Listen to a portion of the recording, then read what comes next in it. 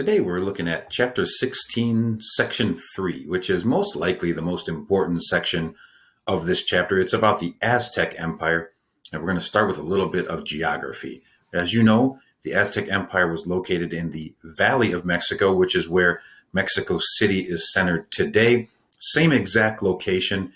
If you want to take a look at the big picture map, the spot that is in purple here, centered around the Aztec capital city of Tenochtitlan, that is exactly where the Aztec Empire existed.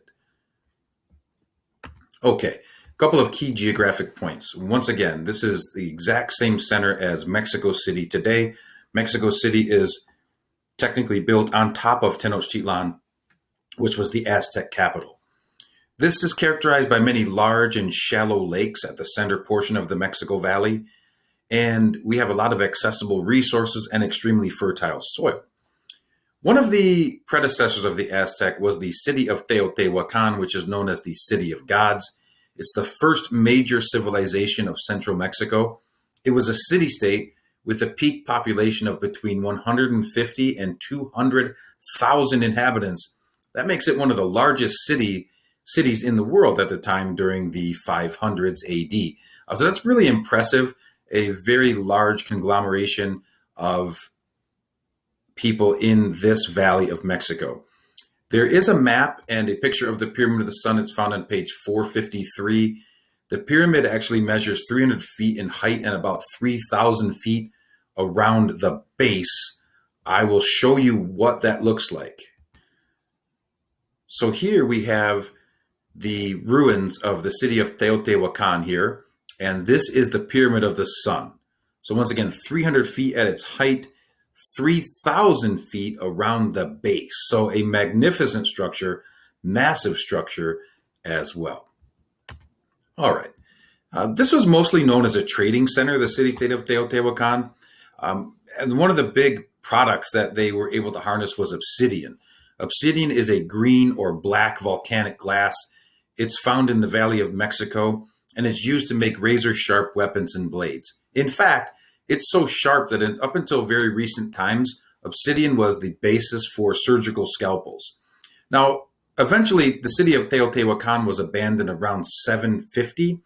Some of the possible reasons for the city's decline include invasion and possibly infighting, although we don't find much evidence that the people at Teotihuacan were very militaristic at all.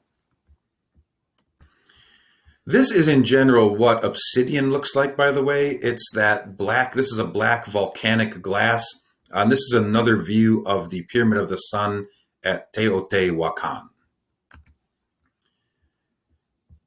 Next, we're going to go down into learning about the Toltec, which is another direct predecessor of the Aztec. There's quite a few points to make about the Toltec people. First of all, the Toltec are a group of Mesoamericans that rose to power around 900 AD. Their capital city was just north of Mexico City, where Mexico City is today. It was called Tula. They built many stone pyramids and temples. They're extremely warlike people, and everything for them was based on conquest. As they did this conquering, they believed that their gods required human blood, and so they performed sacrifice of captives of war at a very massive scale. A massive scale of human sacrifice. We're talking hundreds a day, sometimes during certain festivals, a possibility of 1,000 per day. Now, the Aztec people would take up that practice as well. Around 1,000, though, a Toltec ruler named Tepultzin, most likely a noble, a wealthy noble, he attempted to end the ritual of human sacrifice. He also wanted the Toltecs to worship a different god. He's not going to be a very popular guy in Tula. And there's going to be a lot of people who are questioning him and coming back at him because, see, if you believe that your gods need human blood, and then there's another guy who comes in saying that actually they don't, that's going to cause a conflict. He wanted them to worship a god called Quetzalcoatl. Quetzalcoatl was a Toltec and then eventually became an Aztec god and is known as a feathered serpent, or in other words, a large snake with wings. Or a flying snake. That's pretty scary. But Toltec followers of the war god and human sacrifice, they rejected Tepultzin and his ideas and his followers. He had some followers, but they were all forced into exile. And most historians believe that Tepultzin ended up in the Yucatan Peninsula, which would explain the cities like Chichen Itza that have Toltec influence and Mayan influence. So right around this time would have been a nice segue into the Toltec invasion or migration into Mayan lands.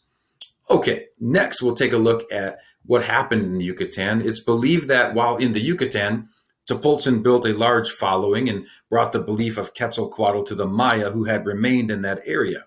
After Tepoltzin's exile, Toltec power began to decline, and by 1200 they were essentially out of power. Now what we're going to talk about next is sort of a prophecy here that's related to this man Tepoltzin and the god figure Quetzalcoatl. It's crucial to understand that according to Aztec and Toltec legend, Tepoltzin and Quetzalcoatl were merged into one being. The legend states that this god king traveled east after being exiled and crossed the sea, which would have been the Atlantic Ocean, heading to the east, which would be toward Europe, toward Africa, right? It was prophesied in the Aztec reeds and stories that he would one day return to rule the Valley of Mexico. And the belief in this religious prophecy was extended, and it was valued and taken into considerable measure by the Maya and the Aztec people. So to further understand this, you have to take a look at Tepoltzin. If you do the research, Tepoltzin, as it is written by the Toltec, was very light-skinned for a Native American, which not a very common thing. Had a lot of facial hair, which most natives in this region near the equator, they do not have much facial hair. He was a lover of gold. We already know he was trying to get the Toltec to stop human sacrifice, and he was trying to get them to worship a different god. Think of all of those things, and let's skip forward to the 1500s when Hernan Cortez and the Spanish conquistadors show up. Well, let's think about this. Do they have lighter skin? Yes. Do they generally wear beards? Check. Are they searching for gold? Check, check, check. Are they trying to get the Aztec to stop human sacrifice? Definitely. And are they trying to get the Aztec to worship Jesus Christ? Yes. So there's a huge coincidence here. And in fact, the Aztec at first, the Emperor Montezuma, believes that Hernan Cortez and his conquistadors were actually the returning god kings Quetzalcoatl in the form of human Tepoltzin. And so this is why, this coincidental factor here, is why the Aztec didn't initially wipe out the Spanish. Remember, the Spanish only have about 500 men. There's no way they would have defeated the Aztec military on the battlefields right away.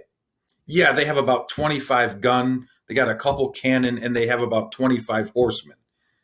That's not enough to defeat the Aztec military, which at a bare minimum had about 250,000 troops. They would have overwhelmed the Spanish, but they were a little bit shocked and frightened by the fact that the Spanish had guns, horse, a beast that native peoples had in this part of the world had never seen. Okay, the largest species that they probably witnessed was a jaguar or possibly a deer.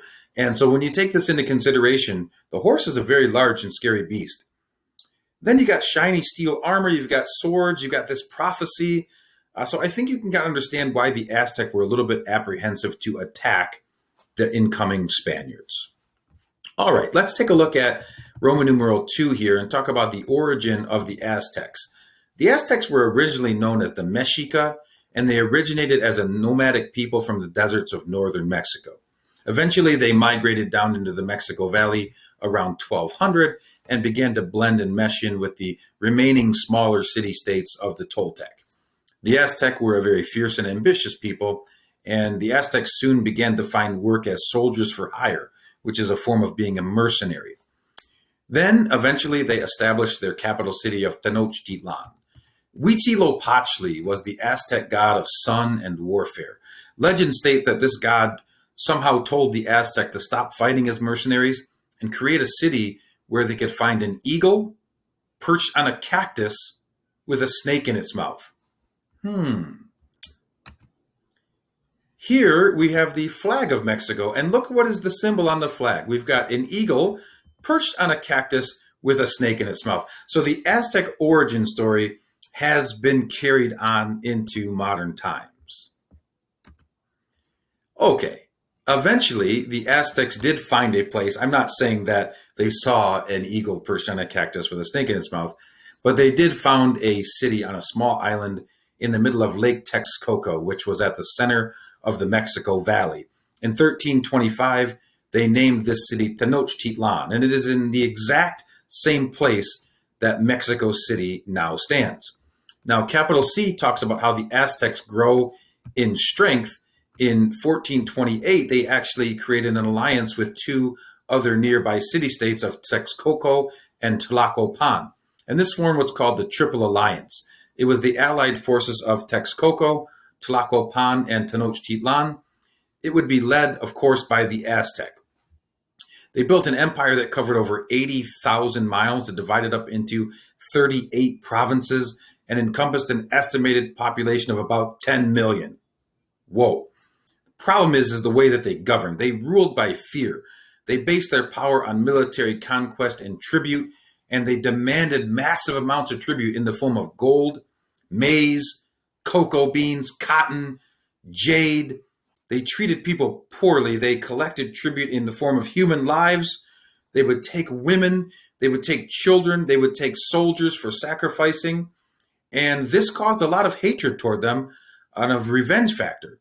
Once again, when the Spanish come in, because they're given time by Montezuma not attacking them for fear that they were Quetzalcoatl and the returning God prophecy, it allowed the Spanish to get in to meet some of these groups and make allies and friends with them. And these people are like, this might be a good group to join forces with to eventually take out the Aztec.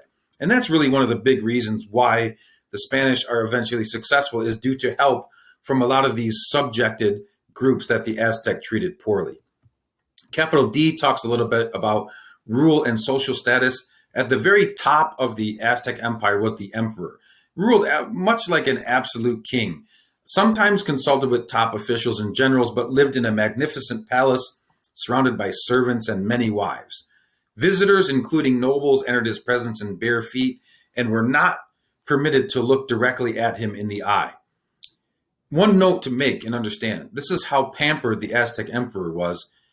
The Aztec ruler never wore the same clothes twice. Each day his outfit would be taken and placed in a religious temple to either be burned or used in a ritualistic practice.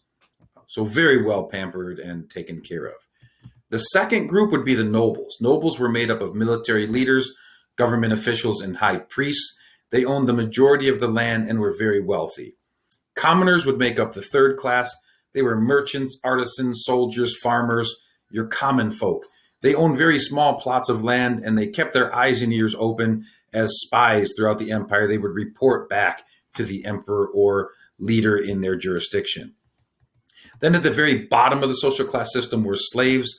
Slaves were generally captives of warfare. They performed many domestic day labor jobs, but they were also prime candidates for human sacrifice, which was done in the Aztec Empire at a very massive scale. Roman numeral number 3 is going to talk a little bit more about the city of Tenochtitlan. It was very much a planned city. It had an extremely large population. In the 1500s, when the Spanish show up, they estimate about 300,000 inhabitants just on the main island of Tenochtitlan. This would have made it one of the largest cities in the world at the time. Now, I'm going to show you a little picture of what the Spanish described this city of looking at, or looking as. This is what Tenochtitlan may have looked like. It's an island in the middle of Lake Texcoco. The only way on and off the island are by these man-made causeways, which were designed by Aztec engineers. It's a magnificent structure. The Spanish called it the Venice of the New World because it looked like the canals and the intricate city planning of Venice, Italy. Okay, so Aztec engineers built the 3 raised roads that I just showed you and referred to. They're called causeways over the water and marshlands of Lake Texcoco. Lake Texcoco was surrounded by many other small city-states like the cities of Texcoco and Tlacopan. Those all increased the population of the Valley of Mexico. Streets and causeways connected the main city with other residential districts on the outskirts. Canals, as I showed you, by canoe were navigated, which also got you to many different parts of the city. Goods were brought to the city market from all over the empire. The marketplace was very large. It was called Tlatelolco. They had local products such as avocados, beans, chili peppers, corn, squash, tomatoes, and then they grew a lot of these substances on or products on chinampas, which are also called chiampas, which are floating gardens that were extremely fertile and agriculturally productive. This is what a chiampa or chinampa looks like right here. You can see why they're referred to as floating gardens, but they have a constant source of irrigation surrounding them, making them very fertile. Okay, structurally, at the center of the city was a walled complex which housed palaces, temples, government buildings. They also had a great temple, which was at the top of this great temple was two twin temples at the top, dedicated to the sun god on one side and the rain god as another. And then this temple served as the center of religious life. Now, I would say if you want to talk about something that kind of was predominant over the Aztec world, it was religion. Remember, they are polytheistic. They worshiped about 1,000 total gods. Some of the ways that they practiced their faith was through public ceremonies, dramas, songs, dances with mass performers. It was very, very important to celebrate and practice the faith. Capital C talks about the main practice, though, sacrifice to the sun god. The sun god, as I introduced earlier, was Huitzilopochtli. It was the sun god and war god. The reason for all this, why they believed that the sun god needed blood, is that the sun would come up during the day, and then the sun would go, basically when the sun sets, it looks like it goes under the world. So they believed that the sun was up during the day, but at night the sun went down into the underworld, okay? And they believed that the sun god, Huitzilopochtli, needed human blood to go down into the underworld to battle the evil spirits at night in order to come up and rise the next day. So they needed to feed on a daily basis the sun god so that it would be successful in its endeavors, during the nighttime. So Aztec priests sacrificed humans on a massive scale, hundreds, sometimes thousands per day, per week, very, very large numbers, okay? Sacrificial victims often include slaves, criminals, people offered as tribute, but most often and preferred were prisoners of war and captives of war. The idea for this is that they believed that the strongest blood would be the blood of a warrior, somebody who's willing to fight and die in battle. And so they wanted to offer their gods the strongest form of blood. In fact, the Aztec actually set up what are called flower wars. These are designated battles with other city-states so that for the purposes of simply gathering captives, they would go there without weapons to kill, lassos, ropes, nets. The goal was to actually, in Aztec warfare, capture your opponent for the purposes of human sacrifice. So you were rewarded as an Aztec soldier based on how many captives you could gain rather than how many you could kill on the battlefield. A totally different concept than the European form of warfare, which when they first clashed, Spanish versus Aztec, that was probably a little bit of the downfall of the Aztec because they're trying to bash on the head and knock out and capture with nets soldiers that have steel helmets, steel armor, and steel Toledo blade swords, which are going to cut through some of those elements. And so that's one of the big differences and factors there, battle tactics and strategy and purpose of battle that also made a difference in the conquest of the Aztec. What we're going to talk about next are some of the problems that the Aztec Empire faced toward its end. The leader of the Aztec when they were conquered is Montezuma II, probably the most famous of all Aztec leaders. He was crowned emperor in the year 1502. Under his reign, he's also known as Moctezuma, by the way, so don't get confused if you see that somewhere in a history book.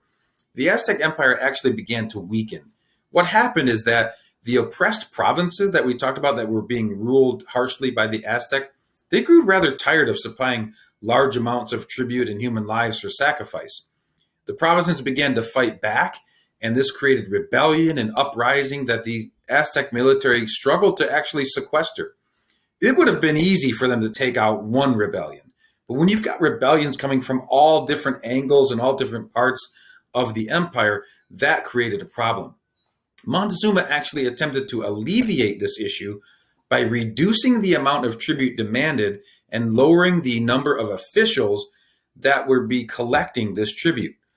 This worked against him, actually, because it showed the provinces and the subjugated peoples that they were winning and that they were causing the Aztec Empire turmoil. So they did not stop. They continued to drive forward in their pursuit of overthrowing the empire. When the Spanish come in, they join forces with the subjugated teams, and then they overthrow the Aztec. Resistance would continue. The Aztec would also see and begin to foresee bad omens. For example, lightning struck the Twin Temple, and there was an eclipse that took place during this time. And if you believe that the sun, okay, is up during the day because it has enough human blood, then an eclipse of the sun, ooh, that would be something scary for the people, okay? Not understanding that, okay, it's dark during the time when it's supposed to be light, this is a bad sign. So these are some things that led up to the early 1500s. Eventually, the Spanish show up in 1519, and by 1521, they had conquered, with the help of subjugated native peoples, they had taken over the Aztec Empire. Thank you.